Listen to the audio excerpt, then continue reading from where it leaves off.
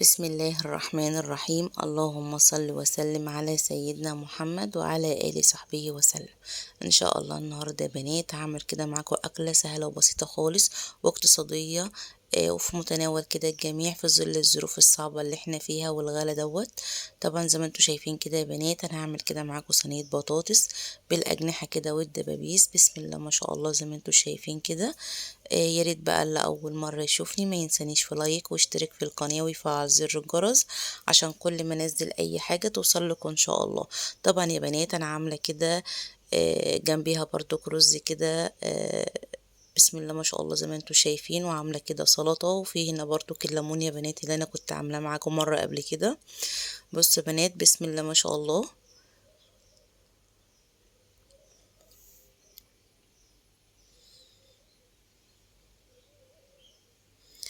انا عايزه اقول لكم كده ان الدبابيس يا بنات دايبه خالص هي والفراخ كده. طبعا يا بنات انا ماشيه كده خطوه بخطوه معاكم لاي بنوته كده لسه ما دخلتش المطبخ وبتتعلم كده الاكل كده واحده واحده. طبعا انا ماشيه معاكي بطريقه سهله وبسيطه اهيت. يلا يا بنات بقى نبدا بسم الله ونشوف الطريقه مع بعض. اول حاجه كده يا بنات انا جبت كده بصلتين 2 كبار وصلتهم كويس جدا وقطعتهم كده شرايح زي ما انتم شايفين.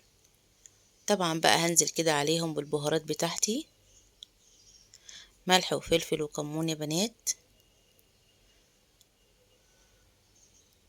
طبعا بقى لو انت عندي كده بهارات فراخ هتحطي. طبعا انا عندي هنا سنة قرفة صغيرة كده، يعني ربع معلقة كده صغيرة يا بنات، بتدي تستعالي قوي للبطاطس كده بالاجنحة بالدبابيس.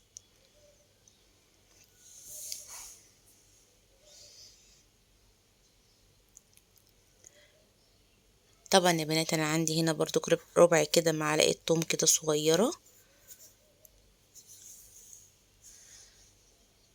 هدعك بقى يا بنات البصل بتاعي كده، اقلبه كويس جدا في التوابل بتاعتي. طبعا يا بنات انا عندي كده الدبابيس بتاعتي انا نضفاها كويس جدا هي والاجنحه.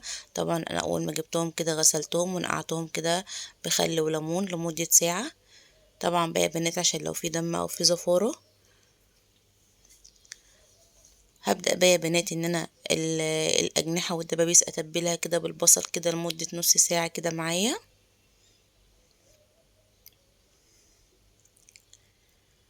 طبعا بقى اكون جهزت انا البطاطس كده وقطعتها كده يا بنات وظبطتها كده.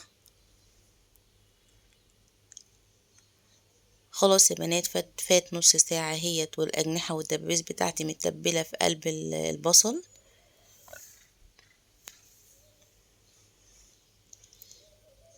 طبعا شلتهم كده يا بنات في طبق كده وركنتهم على جنب. طبعا بقى انا عندي يا بنات هنا فلفل الوان زي ما انتم شايفين كده، عن اي فلفل الوان عندك. طبعا انا عندي هنا واحدة فلفل اخضر واحمر واصفر. طبعا نزلت بيهم كده على البصل. طبعا يا بنات زي ما انتم شايفين كده انا عندي هنا هي بطاطس على حسب احتياجك او على حسب الصينيه اللي انت هتعمليها. انا يا بنات قطعتها كده يعني المكعب تخين شويه عشان لما ادخلها كده الفرن تبقى متماسكه كده.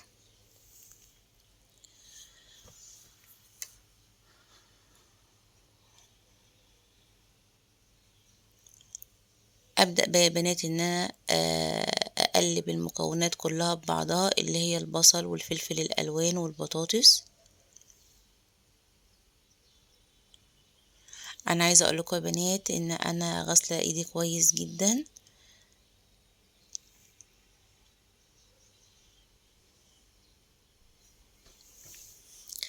طبعا بقى يا بنات انا عندي كده طماطم كنت مسبكاها او عاملاها صلصه جاهزه كده معايا.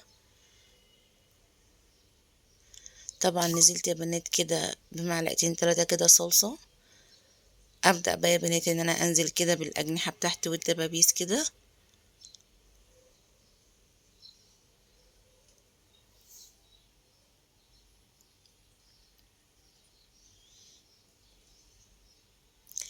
انا عايزه اقول لكم يا بنات ان الاكله دي سهله جدا وما بتاخدش معانا وقت خالص في المطبخ. ومش صعبة خالص على اي بنوتة كده لسه بتتعلم الطبيخ. تمام يا بنات. طبعا انا نزلت كده بالاجنحة والدبابيس بتاعتي على وش الصينية. طبعا انا عندي برضو كبنات الطماطم اللي هي جاهزة او اللي انتي مسبكاها قبل كده او عاملاها صلصة. طبعا نزلت كده بالفرشة كده عليها عشان لما ادخلها يا بنات الفرن الوش من فوق يتحمر معانا. تمام.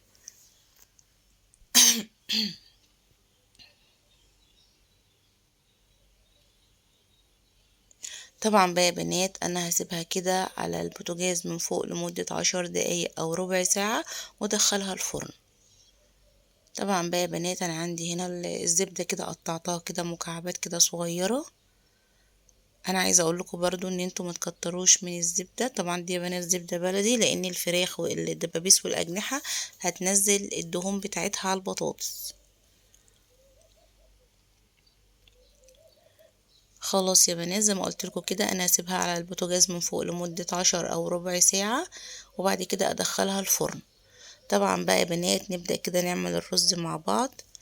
طبعا انا جبت كده حله ونزلت كده بيها بتلات اربع معالق زيت ذرة.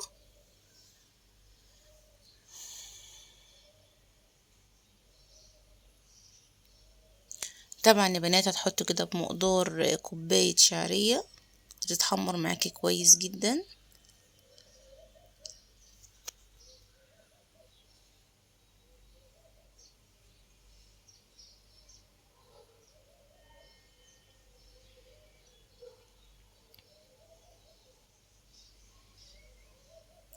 خلاص اهي يا بنات الشعرية اتحمرت معايا. طبعا يا بنات انا عندي هنا 3 كوبايات رز انا غسلهم كويس. ابدا يا بنات ان انا كده اقلب الشعرية كده بالرز اشوحهم كويس جدا على النار على نار هادية. طبعا يا بنات انا نزلت كده بالملح بتاعي على حسب الرغبة بتاعتك.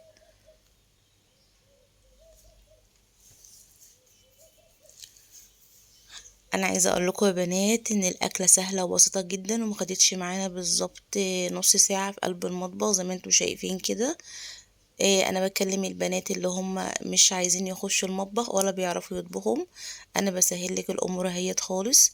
لاني انا برضو كنت في يوم من الايام زي كده ما بحبش بقى المطبخ وبستثقل وقفة المطبخ وكده. بصوا يا بنات انا عندي هنا المج اللي انا بعاير بيه دوت كوبايه. طبعا انا عامله 3 كوبايات رز. حطيت قدامهم يعني قصادهم 4 كوبايات ميه ولو انت عندك شوربه يبقى 4 ميه يبقى 3 رز يا بنات و4 شوربه او ميه. تمام. ولو انت ما عندكيش شوربه ممكن تحط واحده ماجي كده والشعريه كده بتتحمر. طبعا يا بنات اسيبه بقى كده على نار هاديه كده لحد ما يتشرب معايا. بسم الله ما شاء الله يا بنات انا حطيت اهي البطاطس في قلب الفرن. بصوا يا بنات بسم الله ما شاء الله. انا عايزه اقول لكم ان الريحه بتاعتها يعني تحفه بصراحه.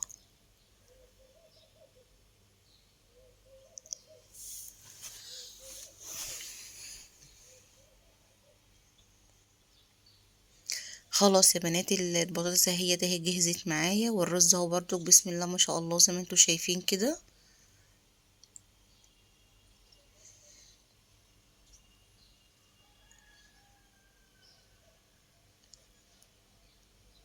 طبعا يا بنات انا سبت كده الرز كده استوى كده على نار هاديه. بصوا يا بنات بسم الله ما شاء الله. انا عندي الرزايه اهيت حبايه من حبايه.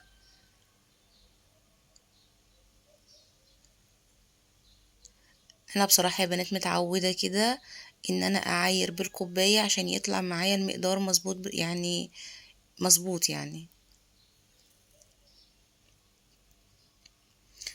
طبعا بقى يا بنات الاكلة الجميلة ديت عايزة طبعا محتاجة كده شوية سلطة كده جنبيها.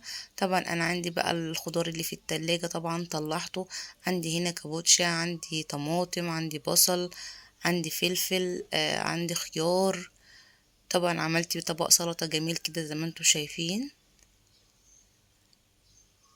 طبعا البنات انا حطيته كده ببولة كبيرة عشان اقدر ان انا احط له الملح والكمون والليمون والخل. بصوا يا بنات بسم الله ما شاء الله.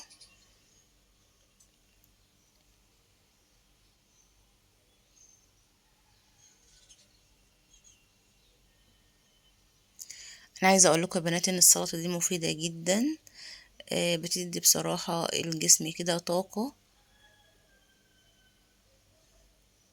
طبعا فيها كل انواع الخضار، فطبعا زي ما انا قلت لكم يا بنات السلطه، طبق السلطه ده عباره عن كابوتشا او خس، وتحطي طبعا الخيار، وتحطي فلفل الوان لو انت متوفر عندك. طبعا انا عندي هنا يا بنات حاطه كده فلفل اخضر طبعا بقى، وطماطم لو انت عندك برضو جزرايه كده هتبشريها برضو كده عليها. للاسف برضو ما كانش متوفر عندي جزرايه، مع ان انا بحب الجزر جدا. بصوا يا بنات، بسم الله ما شاء الله، انا عندي اهو طبق السلطه اهو جاهز معايا زي ما انتم شايفين. طبعا بقى يا بنات انا طلعت كده ليمون من اللي انا كنت عاملاه معاكم. بسم الله ما شاء الله يا بنات.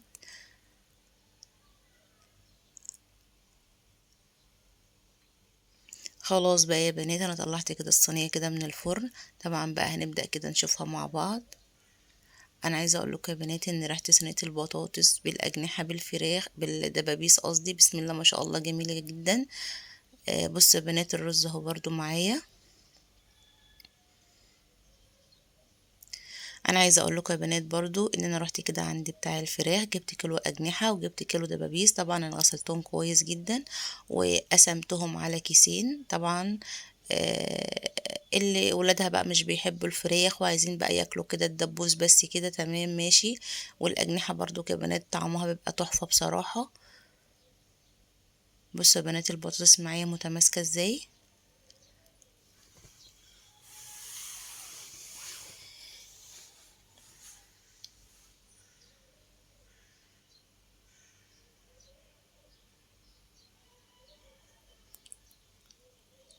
بصوا يا بنات بسم الله ما شاء الله. طبعا بالنسبه لصينيه البص انا سبتها في الفرن كده لحد ما نشفت كده معايا خالص، عشان يبقى بصراحه الطعم كده تحفه.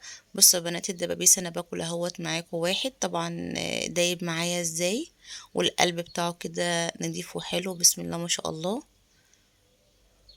انا عايزه اقول لكم ان انا كنت جعانه جدا في اليوم دوت، وما صدقت ان انا وانا بصور كده بصراحه اكلت كده الاكل كده وانا بصور كده معاكم. انا عايزه اقول لكم برضو ان الاكل يا بنات كان طعمه جميل قوي وريحته بسم الله ما شاء الله جميله. بصوا يا بنات بسم الله ما شاء الله.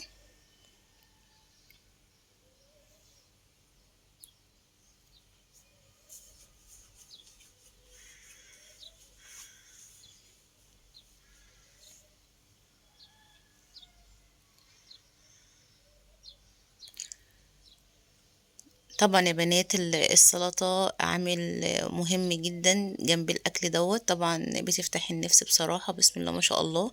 والليمون ده برضو تحفه يا بنات. انا زي ما قلت لكم ان انا كنت عامله الفيديو معاكم قبل كده، وطعمه بصراحه جميل جدا جدا جدا.